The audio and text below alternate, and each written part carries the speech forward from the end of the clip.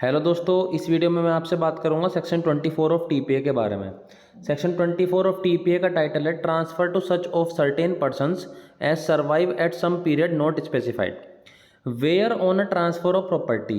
एक प्रॉपर्टी के ट्रांसफर करने पर an interest therein is to accrue to such of certain persons as shall be surviving at some period.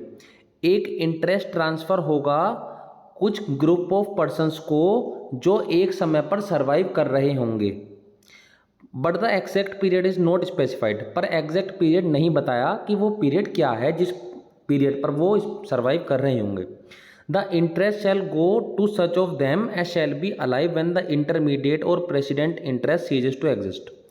वो interest उन बंदों को ट्रांसफर हो जाएगा जो उस टाइम पर लिविंग थे जब इंटरमीडिएट या प्रेसिडेंट इंटरेस्ट एग्जिस्टेंस में था, unless a contrary intention appear from the terms of the transfer.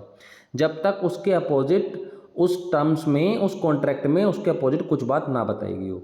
अब आपको कुछ भी समझ नहीं आया होगा, ये आपको एग्जाम्पल के जरिए समझ आएगा। और एग्जाम्पल हम वही पढ़ेंगे जो इलस्ट्रेशन में दे रखा है। A transfer property T to B for life. A ने बी के फेवर में लाइफ इंटरेस्ट क्रिएट कर दिया, ठीक है। जितने आप जिंदा रहोगे ये प्रॉपर्टी आपके पास रहेगी, आपके मरने के पास किसके पास चली जाएगी? सी और डी के पास चली जाएगी। और सी और डी में कैसे डिवाइड होगी प्रॉपर्टी? इक्वल इक्वल डिवाइड होगी, ठीक है। या फिर उसके पास चली जाएगी जो सी या डी में से जिंदा रहेगा, ठीक है। आपके मरने से पहले, आपके मरने के टाइम पर जो सी या डी में से जिंदा रहेगा उनके पास चली जाएगी। C dies during the life of B. C B के लाइफ में के दौरान ही मर गया। D survives B. डी जिंदा रहा जब बी मरा था। At B's death the property passes to D.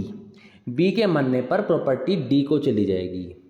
अब हम सेक्शन पढ़ते हैं दोबारा से। Where on a transfer of property and interest therein is to accrue to such of certain person. उन पर्सन को जाएगा जो सर्वाइव करेंगे।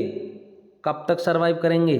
जब तक जो इंटरमीडिएट या प्रेसिडेंट इंटरेस्ट है वो एग्जिस्टेंस में रहेगा, जब तक बी जिंदा रहेगा, जब तक जो सर्वाइव करेगा सी और डी में से उनको प्रॉपर्टी मिल जाएगी, जो मर जाएगा उसको प्रॉपर्टी नहीं मिलेगी, ठीक है। और कुछ अपोजिट भी बता सकते हैं कॉन्ट्रैक्ट में, कुछ भी कह सकते हैं। अभी कॉन्ट्रैक्ट में तो कह सकते हैं कि भाई सी मर गया तो सी के लीगल रिप्रेजेंटेटिव के पास चली जाएगी प्रॉपर्टी, पर डी को सारी प्रॉपर्टी नहीं मिलेगी। वो अपने उनकी पार्टी का पर्सनल एग्रीमेंट होगा, ठीक है। सो इस वीडियो में इतना ही। आशा करता हूँ आपको मेरी वीडियो अच्छी लगी हो।